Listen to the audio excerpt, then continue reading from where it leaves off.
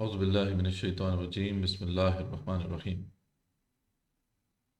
آج کی ہماری ویڈیو ایک رسپانس ہے، ایک رپلائی ہے انجینئر محمد علی مرزا صاحب کی ایک ویڈیو کے اوپر جو ریسنٹلی انہوں نے اپنے چینل کے اوپر اپلوڈ کی ہے۔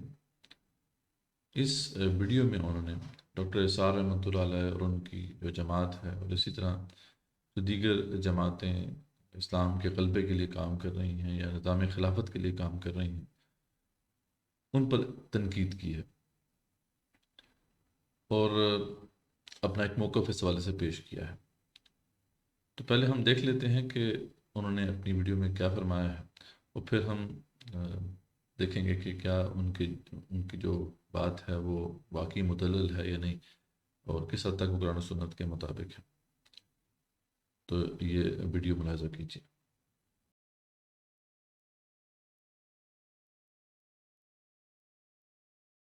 اچھا، اور اگر یہ ان معنوں میں پوچھا ہے جو عموماً ہماری وہ خلافت کی تنظیمیں کہتی ہیں کہ جی خالی عبادات پہ عمل کریں گے تو یہ مذہب ہے اور دین تو جو ہے وہ قانونی طور پر اپلائی کرنے کا نام ہے، تو بالکل ہے میرے بھائی۔ کس کے اوپر قانونی طور پہ دین اپلائی کرنے کا نام ہے؟ مسلمانوں کے اوپر۔ تو جو نماز ہی نہ پڑھے وہ تو مسلمان ہی نہیں ہے۔ جب پہلی شرط ہی پوری نہیں ہے تو آپ یہاں پہ بیٹھ کے دیکھ لیں، لوگ وی لاگس بنا رہے ہیں اسلامی نظام مسلمانوں پہ ہوتا ہے میرے بھائی۔ پاکستان کے شناختی کارڈ میں تو شاید 20 کروڑ مسلمان ہوں، لیکن قرآن کی روح سے وہ مسلمان ہیں؟ تو جب تک مسلمان ہی نہیں ہوں گے ان کے اوپر اسلامی نظام، اسلامی سزائیں، یہ دیوانے کا خواب ہے، کرتے رہیں، کچھ بھی نہیں ہونا۔ وہ ولنگ ہی نہیں ہے، ان کے اوپر اسلامی نظام کرنا ہے، اور یہ تو 0.0001% ہے، باقی تو سارے ہے ہی قرآن کی روح سے تو قانوناً کافر ہیں۔ وَأَقِيمُوا الصَّلَاةَ وَلَا تَكُونُوا مِنَ الْمُشْرِكِينَ، نماز کو قائم کرنا دیکھنا مشرک نہ ہو جانا۔ جی، سورہ روم کی آیت نمبر 31 ہے یہ۔ صحیح مسلم میں 246 نمبر حدیث ہے، بندے کے کفر اور ایمان، شرک اور اسلام کے درمیان فرق نماز ہے۔ صحیح مسلم میں عبداللہ ابن مسعود کا قول ہے کہ تمہارے نبی کی سنتیں ہدایت کی راہیں ہیں، ان کو مت چھوڑنا۔ نبی علیہ السلام کے مبارک زمانے میں اگر کوئی بیمار بھی ہوتا اور 2 بندوں کے سہارے وہ مسجد میں آ سکتا تو مسجد میں آتا تھا، کہیں اسے منافق نہ شمار کر لیا جائے کہ اس نے مسجد میں نماز نہیں پڑھی۔ جامعہ ترمذی میں حدیث، ہمارا اور منافقین کا عہد نماز کے اوپر قائم ہے، جس نے نماز چھوڑ دی اس نے کفر کیا۔ جامعہ ترمذی میں عبداللہ بن شقیق تابعی کہتے ہیں کہ صحابہ کرام صرف تارک الصلاح کی تکفیر کیا کرتے تھے، یعنی نماز چھوڑنے والے کو وہ کافر سمجھتے تھے اور کسی کو نہیں۔ اب مجھے بتائیں پاکستان کے 22 کروڑ عوام میں سے کتنے مسلمان ہیں؟ تو آپ نے دیکھا کہ انجینئر محمد علی مرزا صاحب نے اپنی اس ویڈیو میں 3 نکات ہائی لائٹ کیے۔ ایک وہ یہ کہہ رہے ہیں کہ یہ جو اسلامی نظام کے لیے جو کوششیں ہو رہی ہیں یہ بے فائدہ ہیں، ان کو کوئی فائدہ نہیں ہے، تو یہ دیوانے کا خواب ہے۔ یعنی یہ ان کا بیسیکلی موقف ہے، اور اس کی بنیاد جو ہے وہ کن نکات پر کھڑا کر رہے ہیں۔ وہ سب سے پہلی بنیاد کیا ہے کہ دین جو ہے وہ تو نافذ ہوتا ہے مسلمانوں کے اوپر،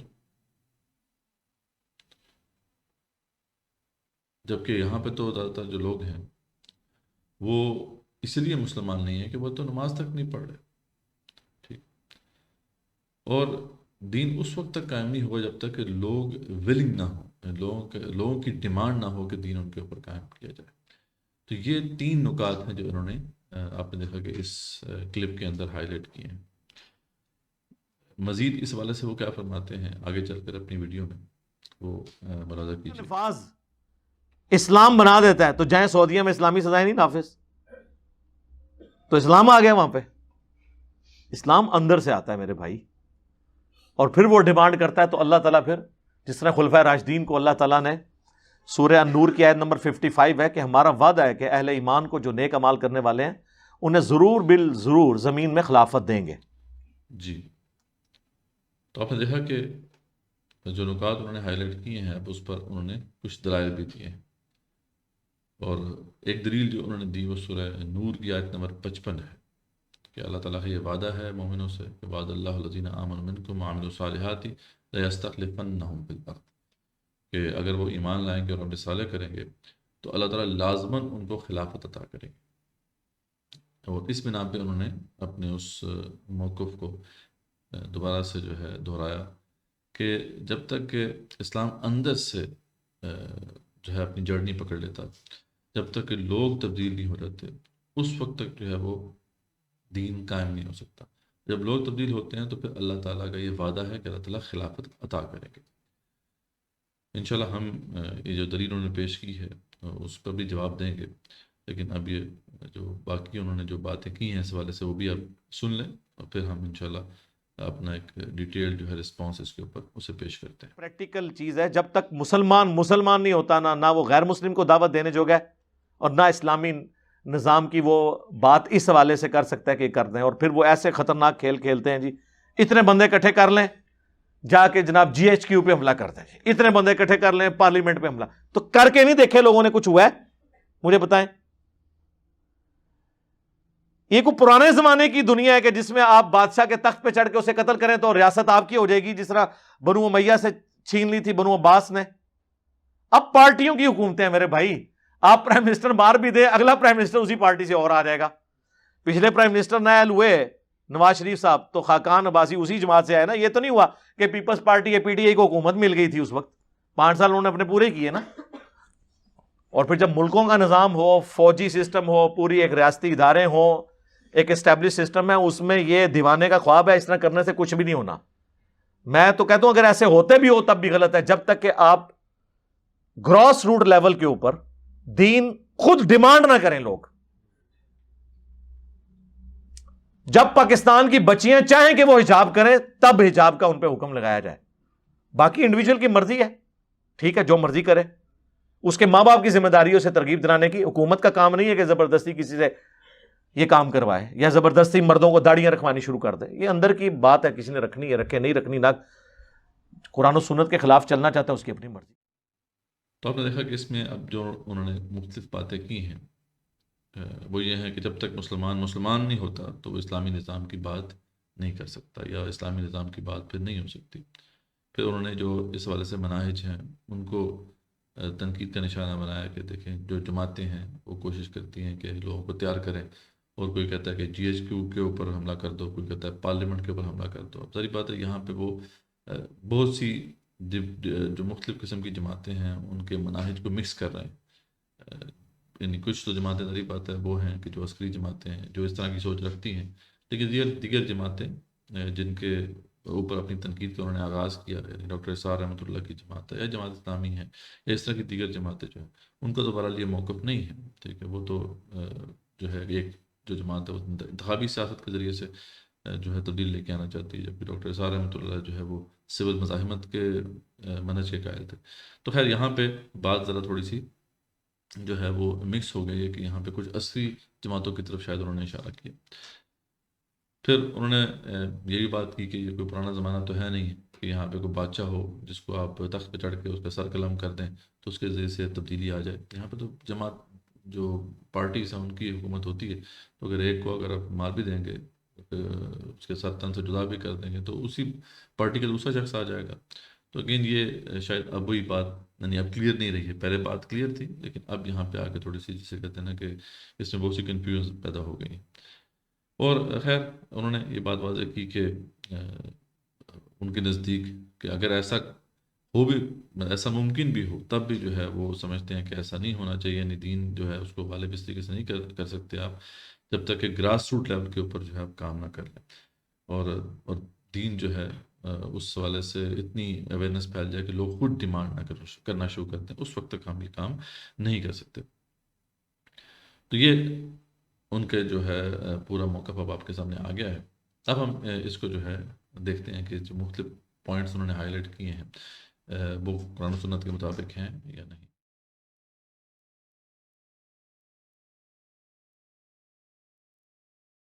سب سے پہلی بات جو انہوں نے عرض کی کہ جو دین ہے وہ اس وقت تک نافذ نہیں ہو سکتا جب تک کہ جو نیچے لوگ ہیں وہ مسلمان نہ ہوں، اور انہوں نے یہ عرض کیا کہ یہ جو مسلمان پاکستان میں رہ رہے ہیں وہ تو نماز نہیں پڑھتے، اور جو نماز نہیں پڑھتا تو وہ تو قانون کافر ہے۔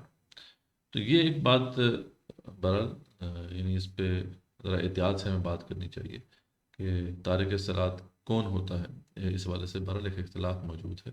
ہاں، بعض اسکالرز و ائمہ کے نزدیک یہ بات ضرور ہے کہ ایک نماز بھی اگر کسی نے چھوڑ دی تو وہ دار اسلام سے خارج ہے، لیکن زیادہ تر جو ائمہ ہیں، اسکالرز ہیں، وہ اسی کے قائل ہیں کہ اگر وہ شخص جو ہے وہ باقاعدگی سے یہ کام کرے اور کچھ عرصے تک کرتا رہے تو پھر اسے تارک صلاۃ جو ہے وہ قرار دیا جائے گا۔ تو لیکن یعنی اس طریقے سے جو ہے بات کر دینا، وہ بہت بڑی بات وہ کر رہے ہیں کہ جو زیادہ تر جو لوگ پاکستان میں ہیں وہ نماز نہیں پڑھتے تو وہ پھر قانوناً کافر ہیں۔ تو اس پہ تھوڑی احتیاط ہونی چاہیے، لیکن بہرحال اس پہ دلائل موجود ہیں، بے شک جو دلائل انہوں نے پیش کیے بالکل درست ہیں کہ جو بھی نماز ترک کرتا ہے تو وہ کفر کرتا ہے، بہت بڑے کفر کا ارتکاب کرتا ہے، اس میں کوئی شک نہیں ہے۔ اور اس میں جو ہمارے ائمہ اربعہ ہیں، چاروں ائمہ جو ہیں وہ اس پہ متفق ہیں کہ بہت بڑا جرم ہے۔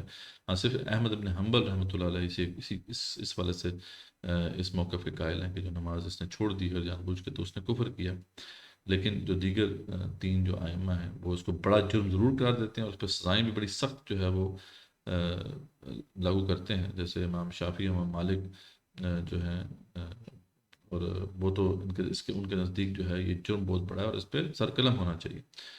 امام حنیفہ رحمۃ اللہ نے یہ موقف اختیار کیا کہ اس شخص کو جو ہے جیل میں ڈالا جائے اور اس کو ٹارچر کیا جائے، مارا جائے یہاں تک کہ وہ نماز کا پابند ہو جائے۔ تو اس معاملہ کوئی اتنا چھوٹا نہیں ہے، لیکن بہرحال آج کے اس تناظر میں ہمیں اس پہ احتیاط ضرور کرنی چاہیے کہ ہم جب تکفیر کا معاملہ کریں تو اس پہ پھر ہمیں تمام جو اس کی کنڈیشنز ہیں اسے فلفل کرنا ضروری ہوتا ہے۔ اینی ویز، یہ تو ایک ضمناً بات انہوں نے کی۔ اب ہم اس اصل پوائنٹ کی طرف آتے ہیں جو انہوں نے اپنے لیکچر میں ہائی لائٹ کیا۔ انہوں نے یہ موقف جو ہے وہ پیش کیا ہے کہ جب تک کہ لوگ جو ہے تبدیل نہ ہو جائیں اس وقت تک جو ہے ہم نظام کی بات نہیں کر سکتے، یعنی لوگوں کو ہم نے تبدیل کرنا ہے، گراس روٹ لیول پہ کام کرنا ہے، اور اس کے بعد یہ ممکن ہو سکے گا کہ ہم جو ہے یہ نظام کی بات کریں۔ اور بلکہ انہوں نے پھر یہ موقف بھی پیش کیا سورہ نور کی آیت 55 کے حوالے سے کہ یہ تو پھر اللہ کا انعام ہے، یہ خود ہی مل جائے گا، اللہ کا وعدہ ہے کہ یہ مل کے رہے گا۔ تو سب سے پہلے تو ہم یہ دیکھتے ہیں کہ یہ آیت جو ہے انہوں نے صحیح کوٹ نہیں کی۔ اس طرح کے اور بھی جو دیگر سلسلے ہیں، یعنی جو نظام خلافت کے قیام کے حوالے سے جو جدوجہد ہو رہی ہے، جو اسٹرگل ہو رہی ہے، اس کے خلاف وہ بات کرتے ہیں تو وہ بھی اس آیت کا سہارا لیتے ہیں، حالانکہ یہ آیت جو ہے بالکل آؤٹ آف کانٹیکسٹ جو ہے وہ کوٹ کی جاتی ہے۔ اور انفارچونیٹلی انجینئر صاحب جو کہ خود یہ واضح کرتے ہیں کہ وہ ایک علمی کتابی مسلمان ہیں اور جو بھی بات کرتے ہیں دلائل سے کرتے ہیں، تو یہ زیبا نہیں تھا کیونکہ وہ ایسی بات کریں، کیونکہ یہ آیت جو ہے اس میں اللہ تعالیٰ واضح فرما رہے ہیں کہ بے شک جو ایمان لائیں گے جو اور اچھے اعمال کریں گے اللہ تعالیٰ لازم ان کو خلافت عطا کرے گا، اللہ تعالیٰ کا وعدہ ہے۔ لیکن یہاں پہ اعمال صالح میں جہاد فی سبیل اللہ شامل ہے، کیونکہ اسی آیت کے جو ہے اگر اگلے حصے میں دیکھیں تو اس بات کا جو ہے واضح جو ہے ہمیں اشارہ ملتا ہے کہ مستخلف الذین من قبلہم، یعنی بعد اللہ الذین آمنوا منکم وعملوا الصالحات لنستخلفنہم فی الارض، یقیناً اللہ تعالیٰ کا وعدہ ہے ان لوگوں کے ساتھ جو ایمان لائیں اور اچھے اعمال کریں، ان کو لازم خلافت عطا کریں گے جیسا کہ ہم نے پہلے لوگوں کو خلافت عطا کی تھی۔ اور یہ کون لوگ ہیں؟ یہ بنی اسرائیل ہیں، جن کا پورا واقعہ موجود ہے قرآن مجید میں کہ کس طریقے سے اللہ تعالیٰ نے ان کو خلافت عطا کی تھی۔ کہ طالوت اور داؤد علیہ السلام کا وہ عظیم جہاد ہے جو کہ انہوں نے جالوت اور اس کے لشکروں کے خلاف کیا تھا، اور اس کے نتیجے میں پھر ان کو وہ خلافت ملی تھی۔ یہ ان کی خلافت راشدہ ہے بنی اسرائیل کی، اور اس کی طرف ایک جو ہے ایک اشارہ کیا جا رہا ہے اس آیت کے اندر کہ جس طرح ان کو خلافت ملی تھی ایمان اور عمل صالح کے نتیجے میں، تو آپ کو بھی ملے گی۔ تو ڈیفینیٹلی یہاں پہ عمل صالح کے اندر جہاد شامل ہے۔ تو اس طرح آپ بات کرنا کہ یہ خود بخود مل جائے گی، یہ بالکل بھی مناسب نہیں ہے، اور قرآن و سنت میں کہیں سے بھی ثابت نہیں ہے کہ یہ اگر آپ یہ کریں گے تو یہ خود بخود اللہ تعالیٰ خلافت عطا کرے گا۔ کوئی بھی چیز خود بخود نہیں ہوتی ہے، اس کے لیے آپ کو محنت کرنی پڑتی ہے۔ تو یہ پہلے تو ہم اس کو واضح کرنا چاہتے ہیں کہ یہ آیت جو ہے اس کو انہوں نے صحیح طریقے سے جو ہے پیش نہیں کیا، اور اس کا صحیح مفہوم جو ہے لوگوں کے سامنے واضح نہیں کیا۔ پھر ہم آتے ہیں دوسری بات کی طرف کہ جو انہوں نے کہی کہ اسلامی حکومت تو اسی وقت قائم ہوگی جب لوگ ڈیمانڈ کریں، اور ایک اور بات جو انہوں نے پھر آگے جا کے کہی کہ اسلامی حکومت کی یہ ذمہ داریوں میں نہیں ہے کہ وہ زبردستی لوگوں کو جو ہے وہ اسلام کا پابند بنائیں، ٹھیک ہے. اس والے سے انہوں نے یہ بھی کہا کہ جب پاکستان کی جو بچیاں ہیں وہ اگر وہ چاہیں گی کہ وہ حجاب کا حکم ان پہ نافذ ہو تب جو ہے یہ معاملہ ہوگا. یہ والدین کی ذمہ داری ضرور ہے کہ وہ اپنے بچوں کو جو ہے اس والے سے ترغیب دلائیں. یہ حکومت کا کام نہیں ہے کہ زبردستی کسی سے کام کروائے، یا پھر انہوں نے کہا کہ زبردستی مردوں کو جو ہے وہ داڑیاں رکھوائے. تو یہ اندر کی بات ہے، کسی نے رکھنی ہے تو رکھے، نہیں رکھنی ہے تو نہ رکھے. اور جو قرآن و سنت کے خلاف چلنا چاہتا ہے اس کی اپنی مرضی ہے، اسٹیٹ اس والے سے انٹروین نہیں کر سکتی. تو یہ بھی ایک غلط کانسیپٹ جو انہوں نے پیش کیا ہے.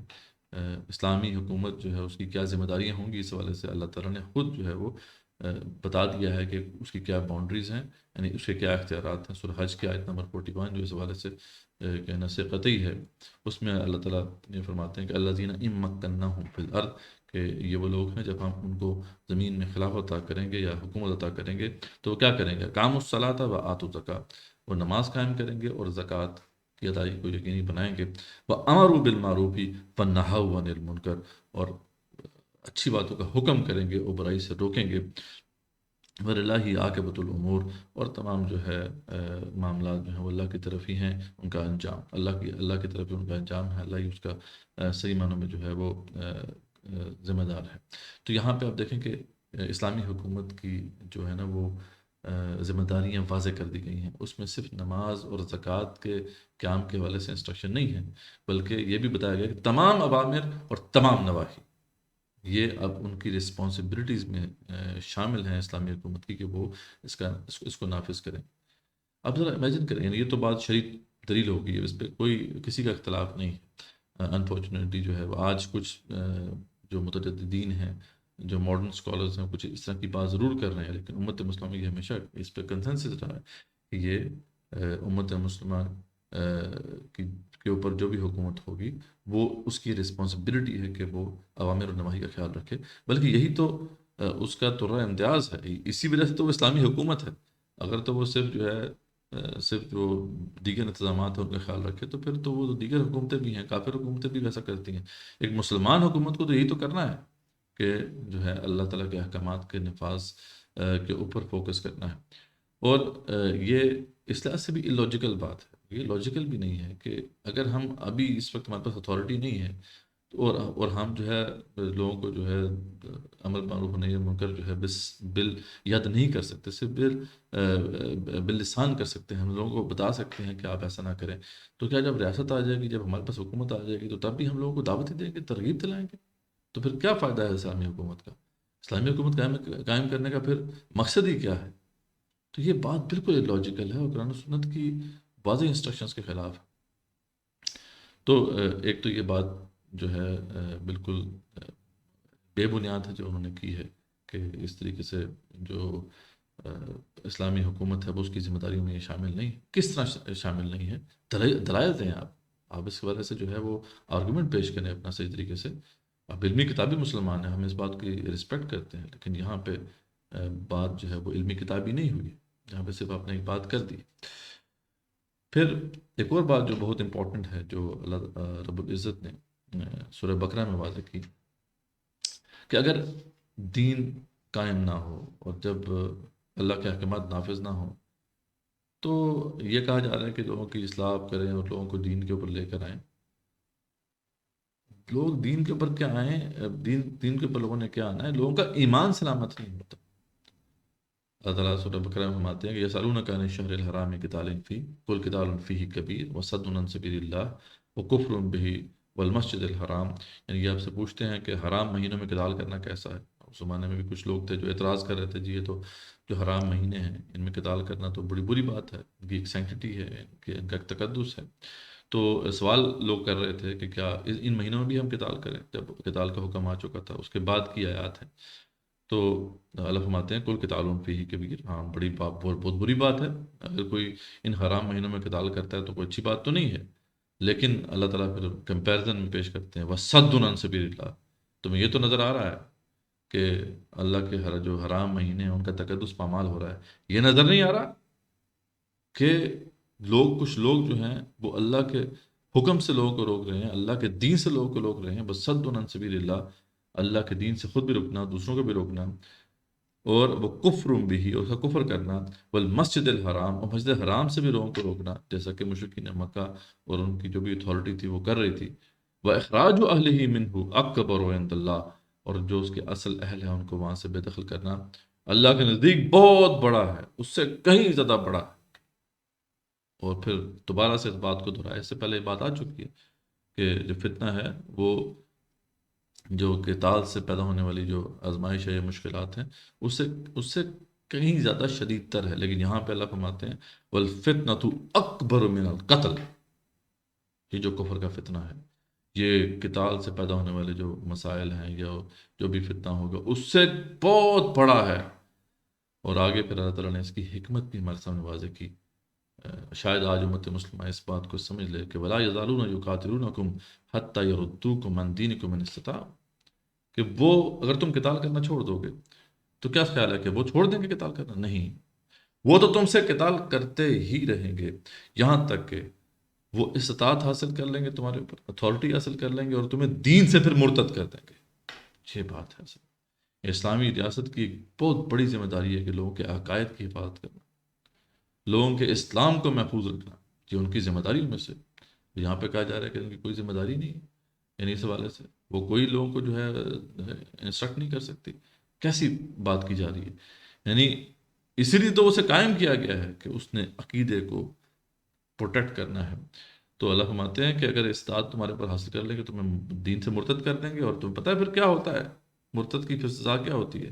وَمَن يَرْتَدِدْ مِنْكُمْ عَنْ دِينِهِ، اور جو اپنے دین سے مرتد ہو جائے فَيَمُوتْ، اسی پہ اس کی موت واقع ہو جائے، وَهُوَ كَافِرٌ، تو ایسا شخص کافر ہوتا ہے، فَأُولَٰئِكَ حَبِطَتْ أَعْمَالُهُمْ فِي الدُّنْيَا وَالْآخِرَةِ، ایسے لوگوں کے پھر دنیا اور آخرت میں تمام اعمال جو ہیں وہ زیرو کر دیے جاتے ہیں۔ وَأُولَٰئِكَ أَصْحَابُ النَّارِ، ایسے لوگ آگ والے ہوتے ہیں، ہم فیہا خالدون، اور اس میں ہمیشہ ہمیشہ وہ رہتے رہیں گے۔ تو یعنی آپ یہ چاہتے ہو تم کہ جہاد و قتال فی سبیل اللہ کرنا چھوڑ دو اور کفر کا فتنہ جو ہے نافذ ہو جائے اور لوگ جو ہیں پھر اس کے نیچے مرتد ہوتے رہیں؟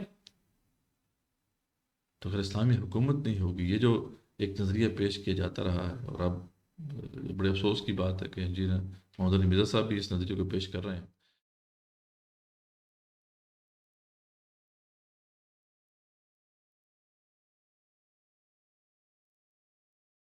حالانکہ بڑی عجیب بات ہے کہ ان کی جو ساری فکر ہے یا سوچ ہے، اس کے اندر اگر مرکزی نقطہ آپ دیکھیں تو وہ ہے حسینیت، کہ وہ حسین رضی اللہ کے منہج کو جو ہے اسے پیش کرتے ہیں کہ ہمیں ہر حال میں اس کو پروٹیکٹ بھی کرنا ہے اور اس کو فالو بھی کرنا ہے۔ لیکن یہاں پہ پھر حسینی منہج کہاں گیا رضی اللہ عنہ؟ یہ فلسفہ پھر ان کو کیوں نہیں سمجھ میں آیا حضرت حسین کو رضی اللہ عنہ؟ کیوں وہ گئے مدینے سے کوفہ کی طرف جبکہ صحابہ ان کو سمجھا بھی رہے تھے کہ آپ کے لیے وہاں پہ خطرہ ہے، آپ اور آپ کے گھر والے، آپ کے عزیز جو ہیں وہ خطرے میں، پھر اس کے باوجود وہ وہاں پہ گئے؟ وہ یہ فلسفہ انہوں نے کیوں نہیں پیش کیا کہ یہ تو گراس روٹ لیول پہ ہمیں کام کرنا ہے، لوگوں کو جو ہے وہ نمازوں پہ لے کے آنا ہے، لوگوں کی اصلاح کرنی ہے، جب اصلاح ہو جائے گی تو اللہ تعالیٰ خود بخود خلافت عطا کر دیں گے، خود بخود خلافت کی اصلاح کر دیں گے۔ کیوں انہوں نے اپنی جان کو خطرے میں ڈالا اور پھر جام شہادت نوش کیا؟ حسینی فکر تو ہے ہی یہ کہ جب حاکم خراب ہو جائے تو پھر نیچے کمیونٹی جو ہوتی ہے وہ صحیح نہیں رہ سکتی۔ یہ لازمی معاملہ ہے کہ حکومت ٹھیک رہے۔ تو یہ تو حسینی فکر ہے جس کی وجہ سے ان کو پاپولرٹی بھی ملی ہے، لیکن آج اس ویڈیو میں انہوں نے بالکل اپنی اس فکر کو چھوڑ دیا اور بلکہ ان لوگوں کے دلائل پیش کرنا شروع کر دیے جو اس کے خلاف کھڑے ہیں۔ یہ سورہ نور کی جو آیت ہے، آیت نمبر 55، یہ تو وہ لوگ پیش کرتے ہیں جو اس حسینی فکر کے خلاف کھڑے ہیں، اور وہی جو ہے دلیل ہے وہ انجینئر محمد علی مرزا صاحب بھی پیش کر رہے ہیں۔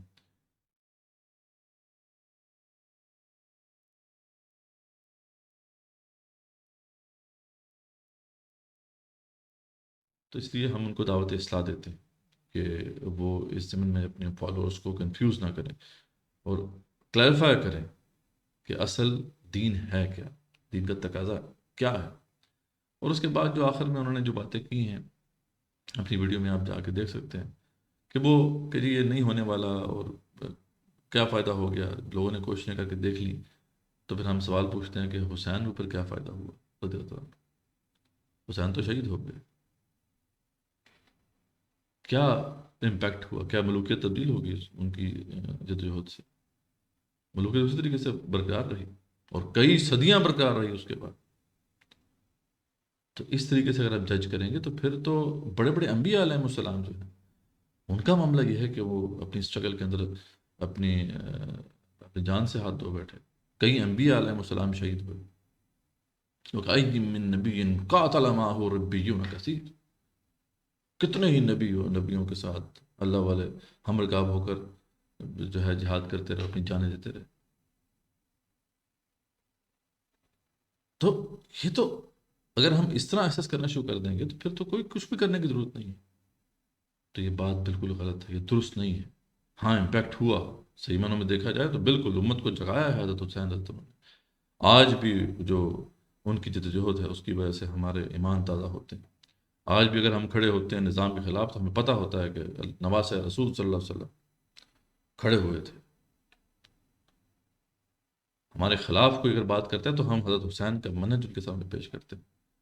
یہ بہت بڑی کنٹریبیوشن ہے جو ان کی جس کا کوئی سمجھ لیں جس کا احسان جو ہے وہ ہم اگر چکانا بھی چاہیں تو نہیں چکا سکتے. امت مسلم نے بہت بڑا احسان کیا ہے انہوں نے. تو امپیکٹ پڑتا ہے. ڈاکٹر اسحاق رحمۃ اللہ علیہ کی اسٹرگل سے کیا ہوا، کیا فائدہ ہوا؟ بہت فائدہ ہوا. آپ خود کہتے ہیں کہ آپ ان کے شاگردوں میں سے، میں خود ان کے شاگردوں میں سے. اس طرح کئی لوگ ہیں، سینکڑوں میں وہ لوگ موجود ہیں جو ان کو اپنا استاد مانتے ہیں. تو یہ سارا انہی کا فائدہ جو چل رہا ہے. تو اسٹرگل سے فائدہ ہوتا ہے، اس کے اثرات پڑتے ہیں. تو اس طریقے سے جو ہے کسی بھی اسٹرگل کو تنقید کا نشانہ نہیں بنانا چاہیے. اور پھر یہ ہے کہ آپ نے تنقید کرتے کرتے خیر پھر وہ دلائل پیش کرنا شروع کر دیے جو اس پوری فکر کے خلاف جو ہیں پیش کیے جاتے ہیں. تو بہرحال ہم آپ کو دعوت اصلاح دیتے ہیں کہ جو آپ ان کے علمی کتابی مسلمان ہیں، آپ کسی کے انفلوئنس میں نہیں آتے، تو آپ دلائل کے اوپر جو ہے کھڑے ہوں اور جو دلائل ہم نے پیش کیے ان پہ غور کریں اور اپنے فالوورز کو بھی اس والے سے کلیریفیکیشن دیں تاکہ جو جذبہ ہے یہ جو بڑی محنت کے بعد جس کی کچھ بنیادیں جو ہیں وہ ڈلی ہیں، اس کے اوپر تقریباً 1.5 صدی کی محنت ہے. علامہ اقبال رحمۃ اللہ علیہ نے اس پہ پوری اپنی زندگی کھپائی. پھر مولانا مودودی، ابوالکلام آزاد اور پھر ڈاکٹر اسحاق رحمۃ اللہ جیسے لوگ اس پہ جو ہے کام کرتے رہے. عالم اسلام میں پھر سید قطب جیسے لوگ جو ہیں رحمۃ اللہ علیہ انہوں نے جام شہادت نوش کیا اس کے لیے. حسن بنا نے اسی راہ میں جو ہے وہ اپنی جان اللہ تعالیٰ کے سپرد کی. تو بڑی قربانیاں ہیں اس جدوجہد میں جو لوگوں کی لگی ہیں. بڑے کیریئرز کھپے ہیں، بڑے بزنسز لگے ہیں، بڑے خاندان جو ہیں انہوں نے سفر کیا ہے. تو خدا را اس اسٹرگل کو اس طریقے سے تنقید کا نشانہ نہ بنائیں اور اپریشیٹ کریں اس اسٹرگل کو. اور اگر آپ نے بات کرنی بھی ہے تو دلیل سے کریں. انشاءاللہ ہم آئندہ بھی اس کے جواب دینے کے لیے حاضر ہوں گے. جزاکم اللہ خیر.